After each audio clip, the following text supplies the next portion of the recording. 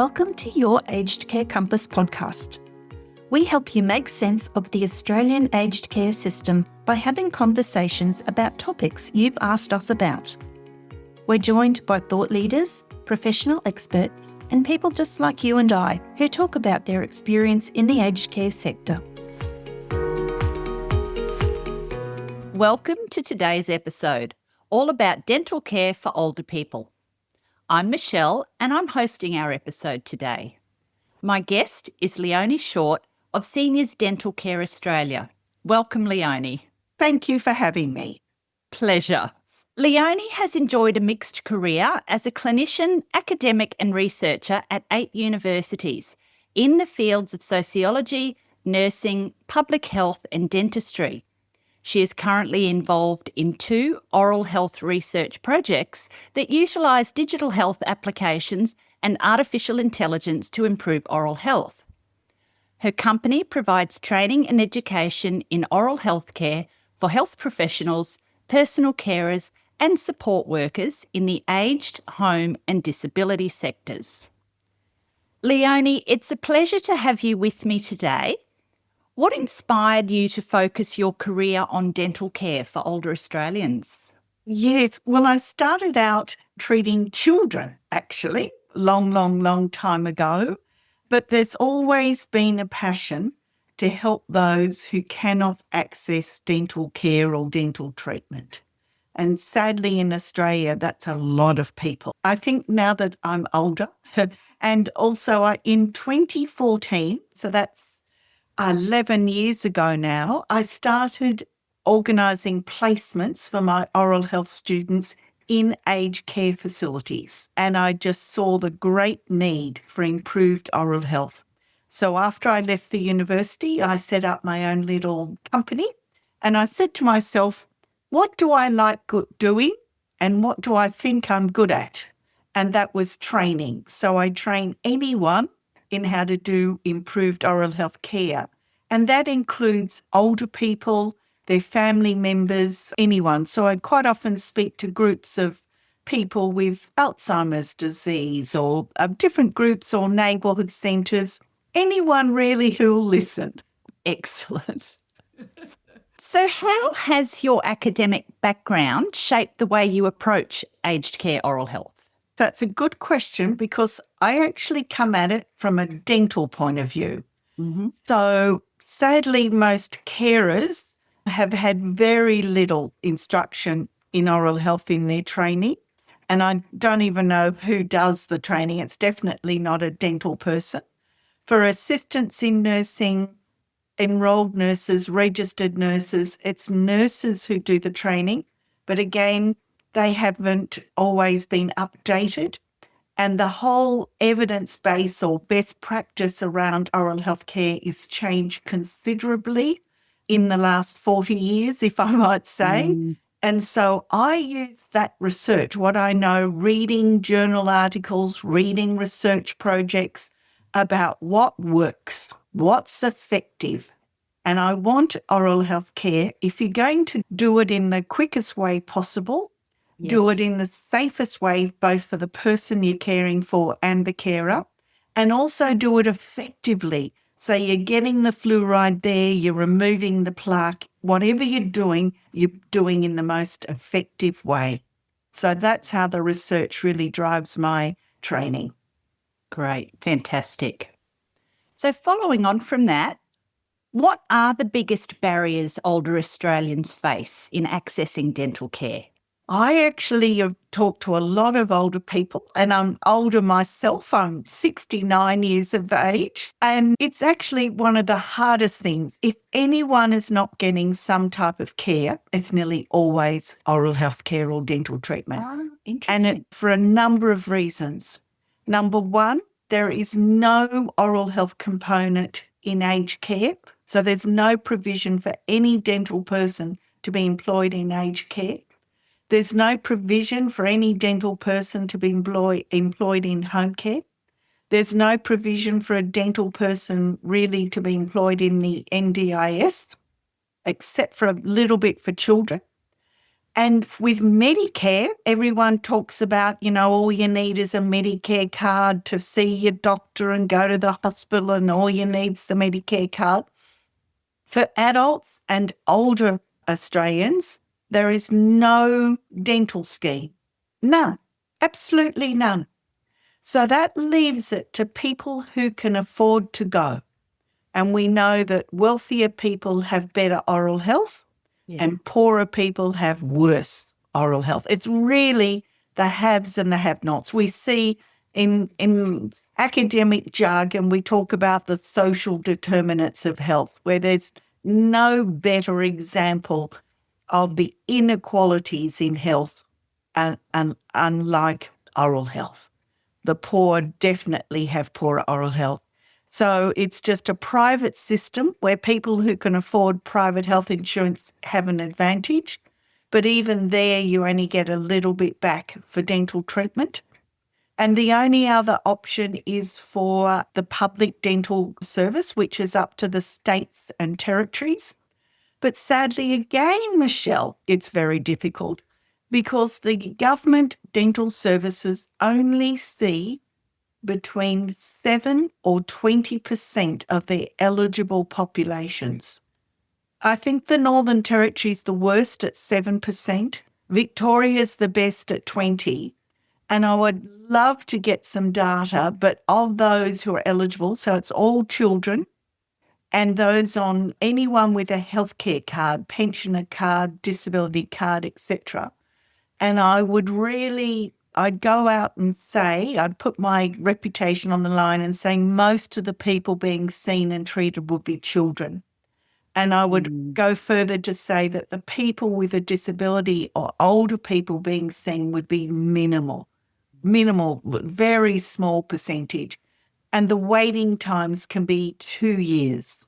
Yeah. And what I see in aged care is the person could have passed away, died before their name gets to the waiting list. So I know I've given you a very long answer, Michelle, but they're all the reasons why having access to what I call home care, so that's twice daily oral health care from a carer, it's difficult to receive effective care.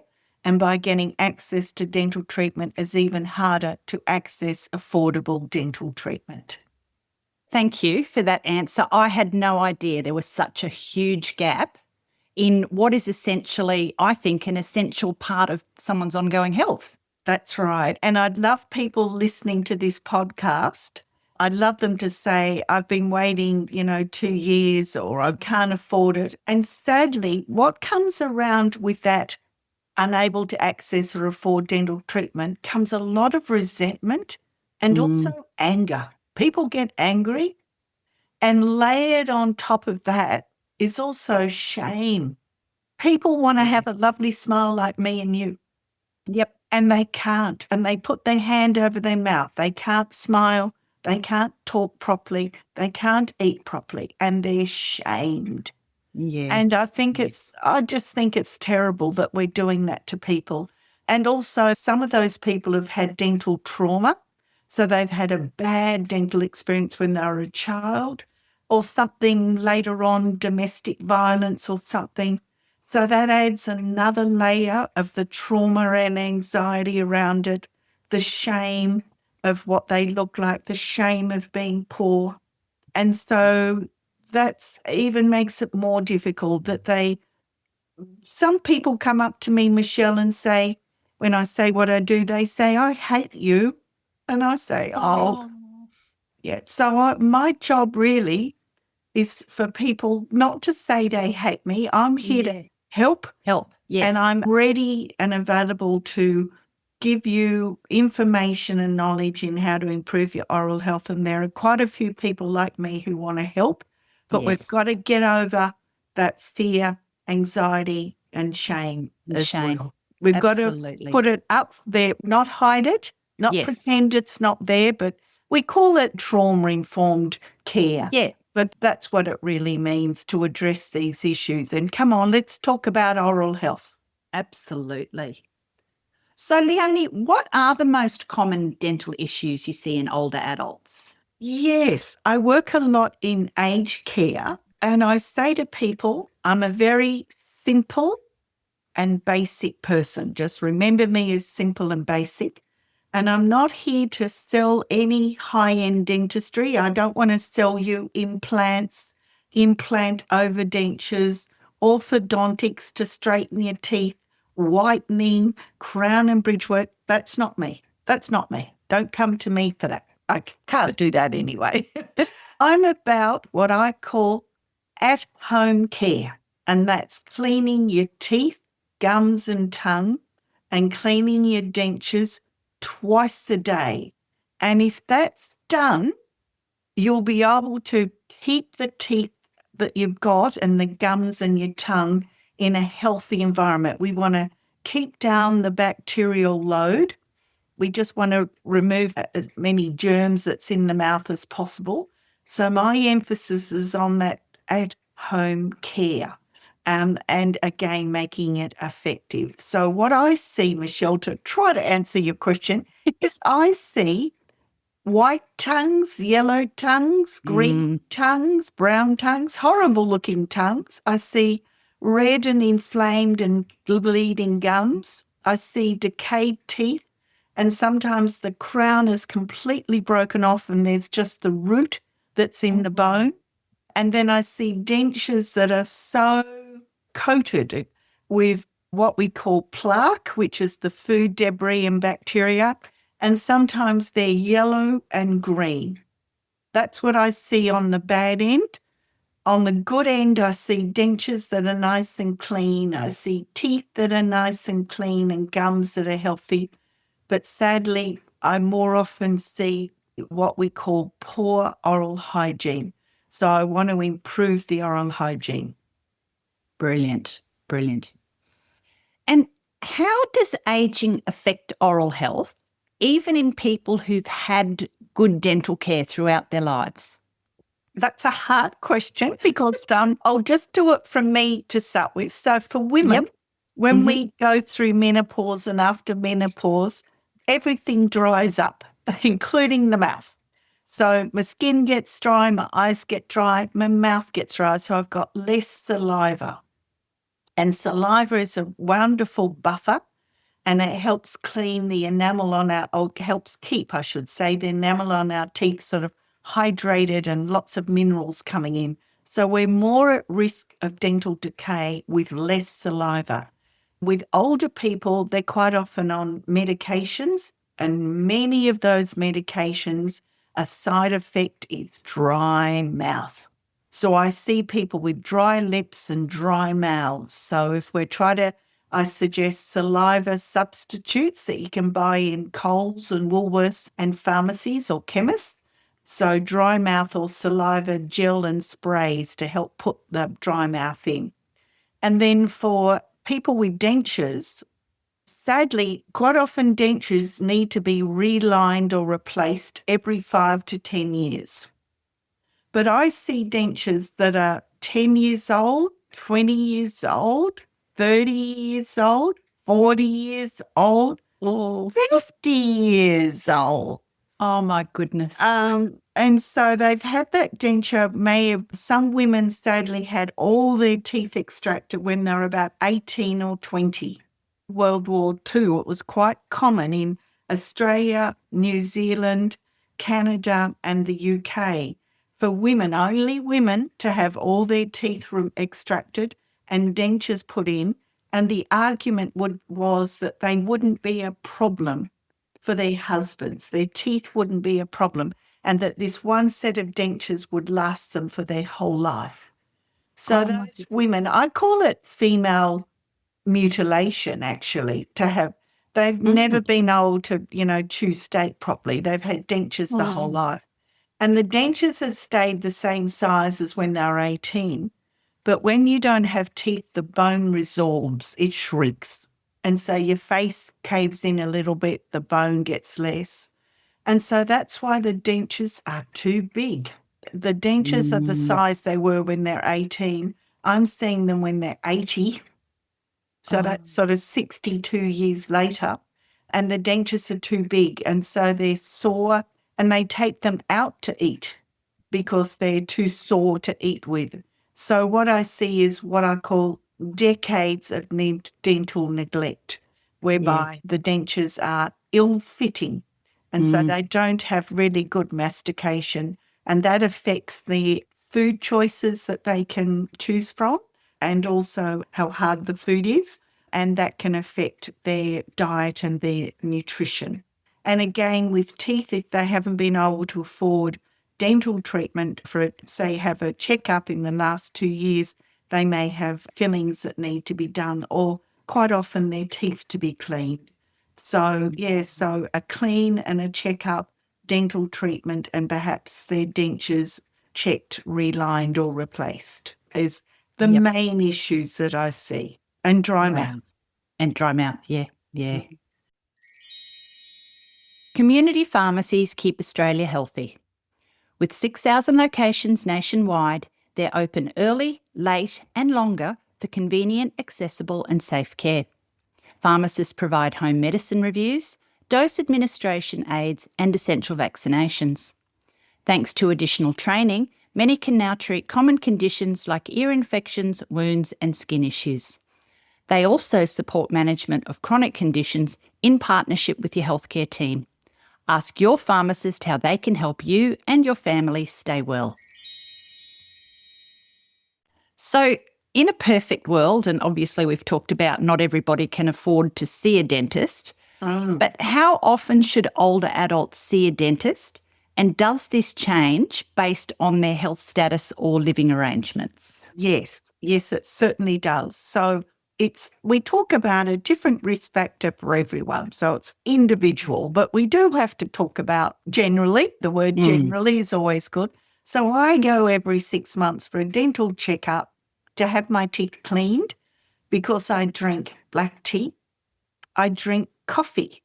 And they stain my teeth. So I go every 6 months for my lovely oral health therapist to give me a 1 hour scale and clean and make them all gorgeous. And so every 6 months for me, and I get a lot of what's called calculus on my teeth, which is the hardened or calcified plaque. So she removes the calculus, removes the stains and makes them clean, and I have a fluoride treatment. So I'd recommend that for everyone my age and older, every 6 months. For somebody in care or receiving care at home, they've probably got comorbidities, so systemic health issues like diabetes or arthritis, which affects how well they're going to hold a toothbrush and clean their teeth, or other medical conditions. And I would actually recommend, if they can access dental treatment, every 3 months. Because if they have bad gums or decayed teeth, it can go very quickly, particularly in that dry environment where they don't have good saliva. So I'd actually recommend 3 months. Now, that's easier said than done, because for some people, it's the transport. They actually can't get from their home or from the care home to a dental practice. And sadly, most government dental services will not go to the residential facility. Only a few will. So the person's got to go there. And then in most of the dental clinics, and unless it's a very big ones at universities, they can only take people who can walk in, get in the chair and walk out. If you're in a wheelchair or in a big chair or you need an ambulance, they can't see you at all. You've got to go to a very big major centre. So that's why some places, particularly in the cities, they have mobile dental services that will actually go to a person's home or to the care home. They are a bit more expensive because they have to cover their transport costs, their accommodation. I've just been to Gympie last week. We had to stay in a motel for 4 nights. We had petrol there, petrol back in my car. So, of course, you've got to pay more, but at least they can access it. So please look at that range. And then if I could add another one, we've also got artificial intelligence helping us these days. So there's an example here of digital health technology whereby we take photographs with a mobile phone. We can have a look at the photographs, and the AI does screening of those photographs to screen for dental disease and the colour of the tongue and the health of the gums and the cleanliness of the dentures, and to be able to give a report of the screening. So there are different types of access that it can have. Okay. Oh, that's really interesting that the AI is coming into it, which may help accessibility. Yeah. That's right. That's right. So how does poor oral health impact overall health in older adults? So, for example, links to heart disease, diabetes, or malnutrition. The dental world has been separate. They've liked being separate for a number of years. We're dental professionals and we work predominantly in the private sector. About 85% of dentistry is provided in the private sector, so treating people that can afford dental treatment. And they've liked doing that, and they've sort of kept separate. Our real goal is to integrate dental into health and medical care, integrate our dental and medical records, so bring it together. And the reason why we want to do that, if somebody has poor oral health with a lot of bacteria in their mouth, a lot of food, rotting food in their gums, that can go in the bloodstream, and that's how we get the links with heart disease, cardiovascular disease, diabetes. There's a two-way link between poor oral health and poor general health, and it affects each other. And I explain it by the bacterial load triggering an immune response with the infection. We get chronic inflammation, and the body is working very hard to remove all that bacteria and to try to clean the mouth and the gums, that if they have an infection or something elsewhere, they have a less amount of sort of fighting activity to try and fight bacterial infections at other sites. So it does really impair the healing because there's so much going on in the mouth. If it was on their leg or their arm, it'd be a lot more visible. But because it's in their mouth, people don't see it, and they don't see how much is going on in there. So we've definitely got links. And we know that women with periodontal or gum disease, they're more inclined to have a preterm birth, so to have the pregnancy doesn't go full term because it's, again, with the bacteria. Wow.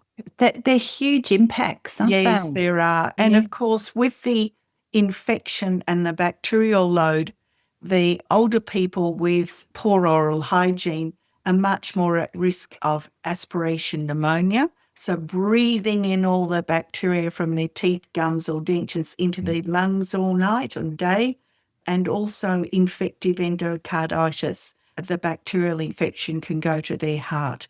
So they're the two big ones, aspiration pneumonia, infective endocarditis for hospitalisation and death. Wow. I know you touched on this just before, but are there any mobile dental services or outreach programs that support older adults who can't easily visit a clinic? Yes. So I'd suggest that people who are listening now, please Google mobile dentist, mobile dentistry, mobile dental clinic. And that's true for people who are wanting their teeth cleaned or fillings or extractions, but also dentures. And I particularly know a man who's up north here in Queensland. We might as well plug Queensland. He's got a truck, John Fletcher, and he actually brings his truck to a care home and will set up, and he can reline dentures, repair dentures, make new dentures from his truck. So it's actually denture services as well as what we call traditional dentistry services, as well as Smilo.ai, and that's for the screening uses AI. So I've got a whole range there. But again, these are private, have to pay for them, but at least they are accessible. Yeah. And also, Michelle, I'd say to people, put your name down, if we're Queensland, on your Queensland health waiting list. If you're in New South Wales, on the New South Wales waiting list. Because I don't want the public dental services to say, oh, none of the older people put their name down. We haven't got many on the list. Oh, nobody from that care home has put their name down. I actually think people don't put their name down because they just know they're not going to get a service. And I actually think we need to tell the dental service that people are here, Yes. that their mouths are hurting, that they actually want care. And unless people put their name on that list, so each government service will have like a 1300 number in their state or in their district for dental services or oral health services. And particularly if somebody is just started in a residential aged care home or started with home care, I think their name should go on that list and wait for their name to come up on the list. I think we've got to tell them that there is demand for the service. And one day before I die, that service might even say, oh, we've got so many people from Serenity Aged Care. I've just made that up. I don't know if there is one. Serenity Aged Care that will actually bring mobile equipment and come out and see you. That's what I'd like Brilliant. to see. Yes. So I'm urging people listening today to put their name down and to ask, will you come to my home? Will you come to the aged care home? Will you bring mobile equipment? Unless we ask, we won't get. And what percentage do you see of older people in your state or territory? That's what I want to know. That's fantastic. I will put those links into our show notes as well, Leonie, so that people can follow up. Yeah. Yes. Again, related to that, I guess, are there any funding supports or government programs that help cover dental costs for older adults? And what are the gaps? There's nothing really. There's nothing. So this is going to be a quick answer for you. For children, there's the Child Dental Benefit Scheme. That's for children, 0 to 17, anyone with Family Tax Benefit A. For older people, there is one scheme, and that's Veterans Affairs. Okay. Anyone with a Veterans Affairs gold card or with a white card that covers dentistry, so they can be covered. But for everyone else, there's nothing. The only way I can do it is by getting competitive research grants, and I've been lucky to get 3 of those, and we've been able to provide some services, but attached to that research grant. But for the rest of the population, nothing. Nothing. Again, social determinants, the haves and the have-nots. And the have-nots, which is not how it should be. Right. So, what are some simple, effective ways that carers can support daily oral hygiene for older adults, especially those with mobility or cognitive challenges? Yes, definitely. I just want the toothbrush in the mouth. And I like that. I want a small, soft toothbrush. And the new aged care standards came in on the 1st of November. And Michelle, they mention oral health. Oral health is there. It's standard 5.5.7. And that might also be a good link, please, to go in. Yes, that will go in. And that's for aged care, residential and home care. And it says that people with natural teeth, their teeth have got to be cleaned twice a day, not just teeth, but teeth, gums and tongue, twice a day with a fluoride toothpaste. And that's important. And I say, if you're a wife or a husband or a close relative or a friend and you're visiting someone, if you have time, do the oral health care yourself. Or ask the carers, have you cleaned mum's teeth today? Or have you cleaned my husband's teeth last night? Just keep asking.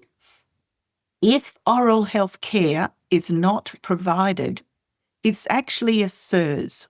It's a Serious Incident Reporting Scheme. If as soon as it's withheld and not done, it's a SIRS and must be reported.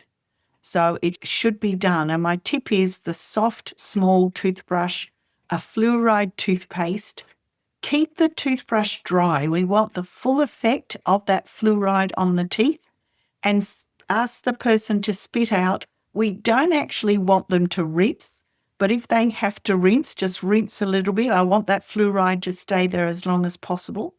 And Michelle, apart from that small, soft toothbrush and the fluoride toothpaste, I really recommend a tongue scraper because we've got lots of yucky looking tongues out there. They're cheap to buy and they will last a long time. So Coles, Woolworths or the pharmacy, and you put the tongue scraper at the back and just move it to the front of the tongue, the tip of the tongue, about 3 strokes. And you'll be amazed at what you can scrape out. I use a tongue scraper twice a day. Once you start using it, you'll keep using it. That'll really help keep the tongue clean.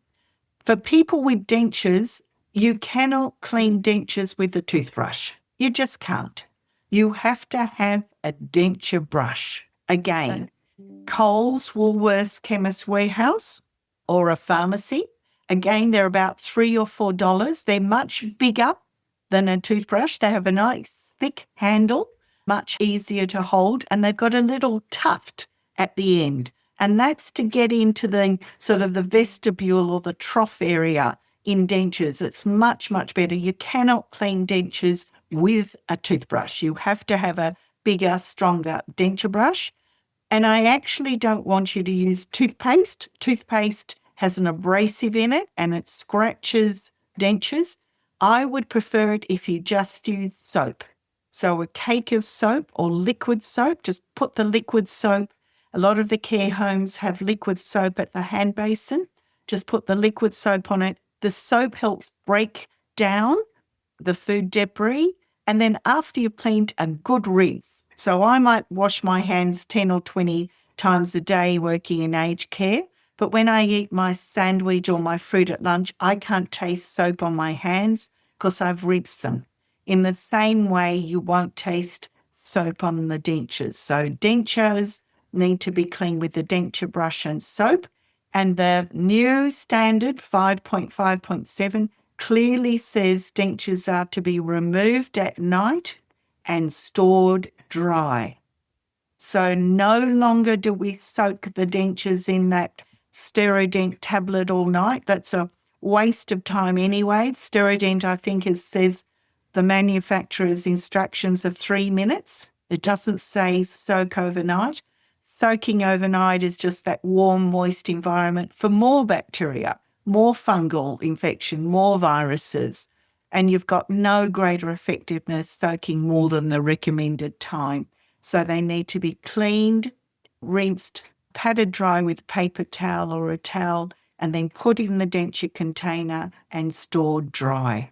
So they're my tips for oral health care. And again, I'm simple and basic, cheap, easy things to do, but twice a day. The home care is much more important than any expensive dental treatment.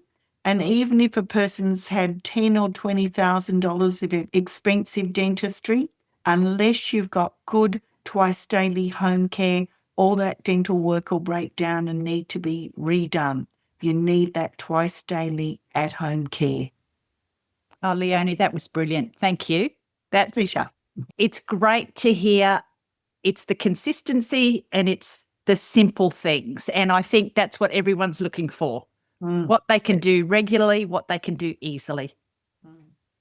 Well, we're coming to the end of our episode, but I'd like to ask one question. And, let's hope that we've got some politicians listening in today that will hear your answer. If you could change one thing about how dental care is integrated into aged care policy, what would it be? Yes. Oh, well, there's no good general health without oral health. We want the seniors dental benefit scheme. That's what we've been lobbying for and campaigning. So just like that child dental benefit scheme that I talked about earlier, we want a senior dental benefit scheme so that people can receive dentistry if they need it or their dentures fixed. But also we want to work closer with medical practitioners, with dietitians, with speech pathologists, and occupational therapists. We want our records like the Smiler.ai, that oral health record can be shared with those people. So for the dietitian, a dietitian spoke to me a couple of weeks ago concerned about a resident who'd lost 8 kilograms in weight.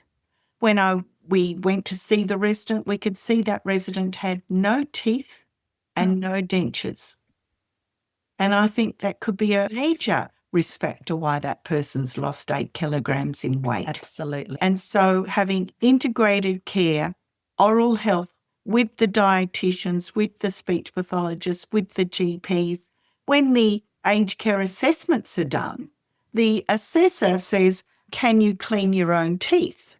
And I spoke to one actually yesterday and said, how do you know that they're cleaning their teeth well?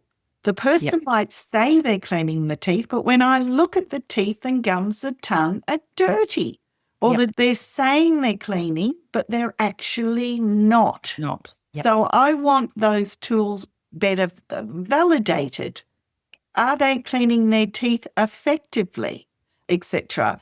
When the dietitian's there and the speech pathologist and the occupational therapist talk to the oral person, the oral health person, about the dental. So we want to integrate it across the board. But to start with, I'll go for the senior dental benefits scheme. Great answer. Yeah. Oh, thank you so much for your time today, Leonie. It's been wonderful to be able to tap into your extensive knowledge and give our listeners some great advice on dental care. My pleasure. And if anyone wants to contact me, there is a website, Seniors Dental Care Australia. There's a contact form. I'm happy to hear from them. And if anyone wants training, please also contact me. Thank you for having me. Brilliant. Thanks, Leonie. And I will actually put your details into our show notes as well. Thanks for tuning in to another episode. Do you have a topic that you'd like us to cover on an episode? Please reach out and let us know via social media or our website, seemeacn.com.au.